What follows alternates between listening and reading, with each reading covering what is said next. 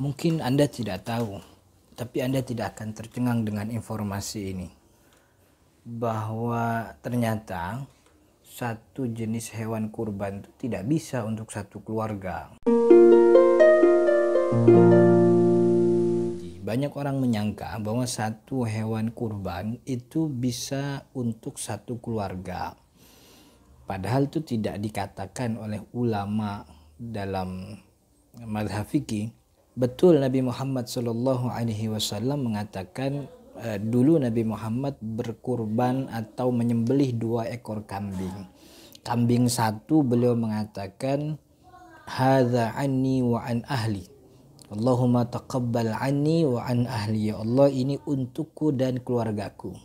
Lalu kambing yang kedua Nabi Muhammad SAW mengatakan anni wa an ummati, ini untukku dan ini untuk umatku, begitu. Tapi hadis ini tidak bisa dipahami bahwa satu ekor kambing atau satu jenis hewan kurban itu untuk mengcover satu keluarga, untuk satu keluarga. Hewan kurban atau penyembelihan hewan kurban ini adalah ibadah badan. Maka itu karena ini ibadah badan, satu jenis hewan kurban itu hanya bisa diatasnamakan satu orang saja.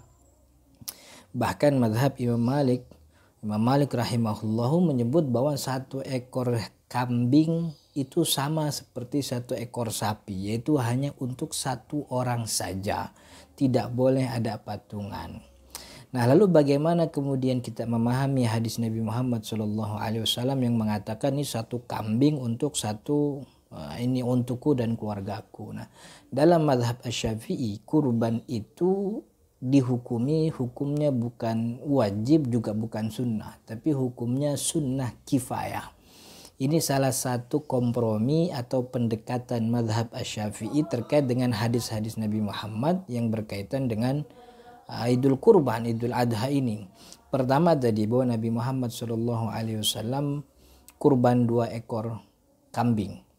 Satu untuknya dan keluarga, satu lagi untuk dia dan umatnya.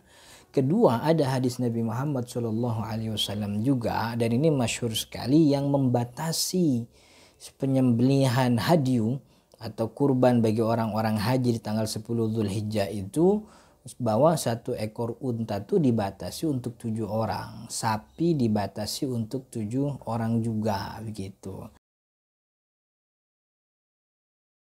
Maka dikompromikannya agak sulit. Bagaimana mungkin sapi, unta yang badannya besar, dagingnya banyak, Nabi Muhammad batasi itu hanya untuk 7 orang saja. Sedangkan kambing kok bisa buat satu keluarga, begitu. Malah kalau kita hitung-hitung Nabi Muhammad itu kan keluarganya lumayan banyak. Istri Nabi itu ada sekitar 11. Anak Nabi ada 6. 6 tambah 11 sudah jadi 17. Sama Nabi Muhammad 17. Bagaimana mungkin satu ekor sapi unta yang besar tuh hanya untuk 7 orang. Kambing kok bisa sampai 17 orang. Lebih parah lagi kalau kita artikan satu ekor kambing itu buat seluruh umat Nabi Muhammad. Karena 21 ekor lagi Nabi Muhammad mengatakan untuk umatnya. Umat Nabi Muhammad itu dari Nabi Muhammad itu sampai sekarang itu ada ratusan miliar. Apa iya satu kambing itu bisa untuk 1 juta, 2 juta, bahkan 1 miliar manusia? Maka itulah ada kompromi, ada pendekatan. Alaihissalam dalam sabdanya kata Nabi Muhammad, ala kulli ahli baitin udhiyatun fi kulli am. Setiap satu rumah mesti ada kurban setiap tahunnya. Nah, dari beberapa hadis ini kemudian keluarlah hukum yang namanya sunnah kifayah dalam mazhab Asy-Syafi'i. Kurban hukumnya sunnah kifayah bagi orang yang tinggal dalam satu rumah.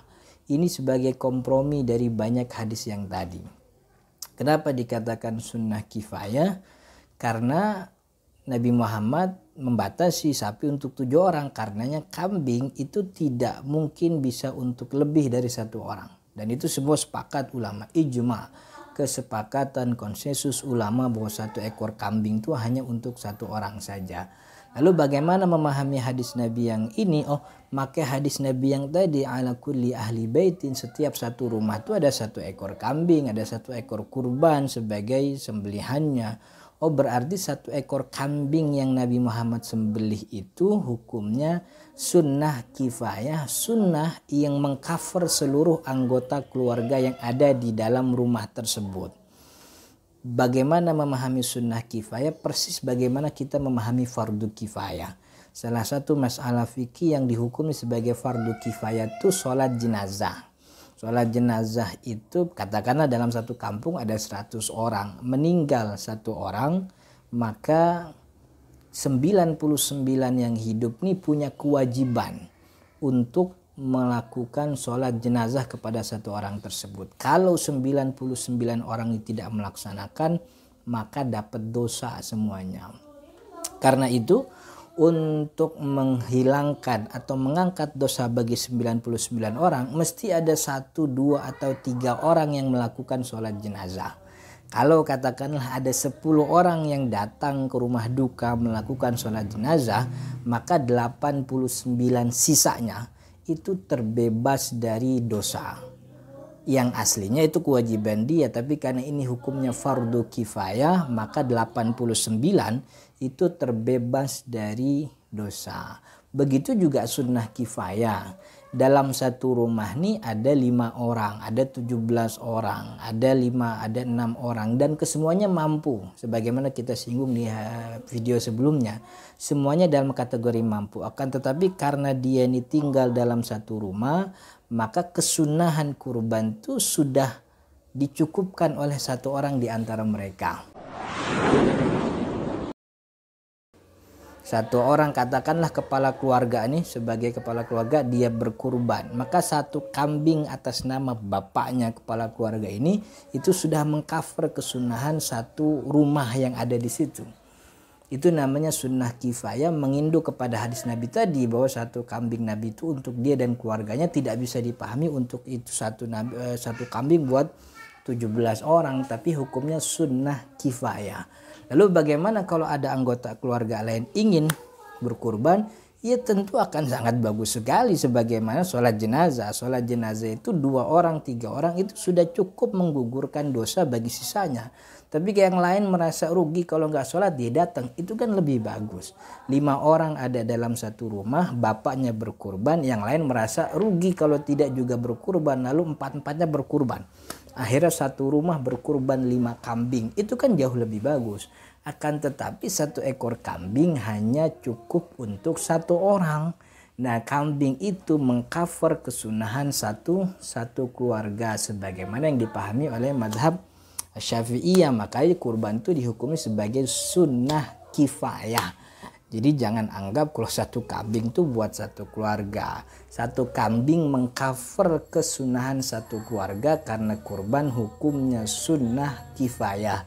Ini atas kompromi dan juga pendekatan dari banyaknya hadis yang berkaitan dengan penyembelihan hewan kurban ini. Apakah ke semua anggota keluarga yang tadi kepala keluarganya berkurban 1 ekor kambing mendapat pahala? Di sini memang terjadi perdebatan. Dalam mazhab Imam Syafi'i sendiri, kalau kita mengikuti pakem fardu kifayah, karena ini hukumnya sunnah kifayah, kita mengikuti pakem fardu kifayah, maka orang yang tidak melakukan ibadah tersebut tidak mendapat pahala, dia hanya terbebas dari kemakruhan atau dosa gitu.